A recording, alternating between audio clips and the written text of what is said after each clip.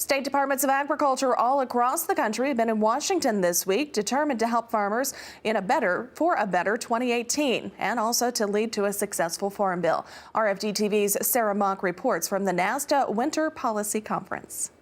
Well, state departments of agriculture from across the country are in Washington this week to talk to federal lawmakers and partners here in the Capitol about the resources they need for 2018. Southern farmers are particularly well represented. We're lucky enough to be joined here by Mike Strain, the Commissioner of Agriculture from the state of Louisiana. Mike, what are your top priorities for Louisiana farmers in Washington this week? Well, what we're up here talking about, of course, is trade at the top of our priorities.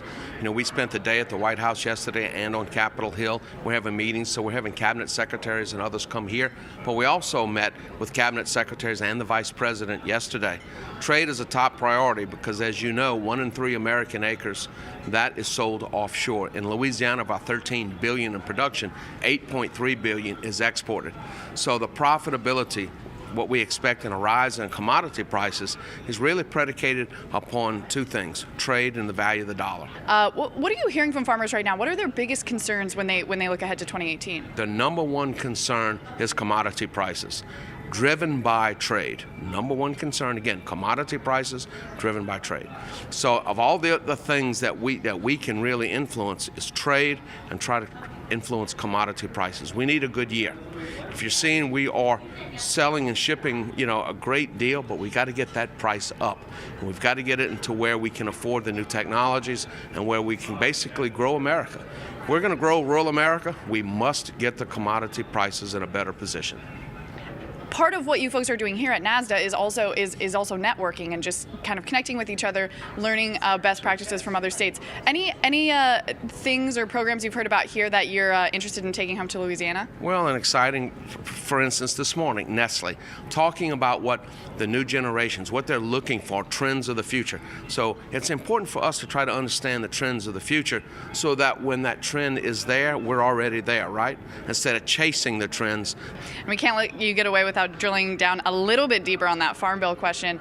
Based on the conversations you've had so far with legislators, with federal partners, any big changes it sounds like there's going to be in the 2018 farm bill? Well, what we have to look at, there's different things afoot, whether or not we take money out of, say, crop insurance and move it elsewhere, or if we take money from SNAP but keep it in SNAP, and the different changes in eligibility requirements, right? Those are the key things that are going to we'll see as the bill advances. Right now, the whole idea is let's get this bill out of committee, right, out of House committee, Valentine's Day or right shortly after. As we go through this, we need a strong crop insurance program, right? We know that. We need strong research. We've got to make sure it is adequately funded because, again, the Farm Bill is the roadmap to the largest industry in America and an industry that continues to grow with a positive balance of trade.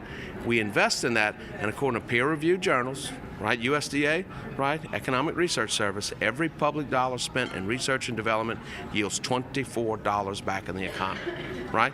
We need to grow that, protect that, and move forward. Absolutely. Well, a lot to chew on there, a lot of great information. Thanks again to Mike Strain, who joins us here at the NASDA Winter Policy Conference. He is the Commissioner of Agriculture for the state of Louisiana. Back to you in the studio. Thanks again, Sarah. Well, NASDA says they'll focus on export promotion when talking to federal lawmakers. They're asking Congress to increase funding to the Market Access Program in the next Farm Bill by $400 million, which could be a hefty lift this tough budgetary environment.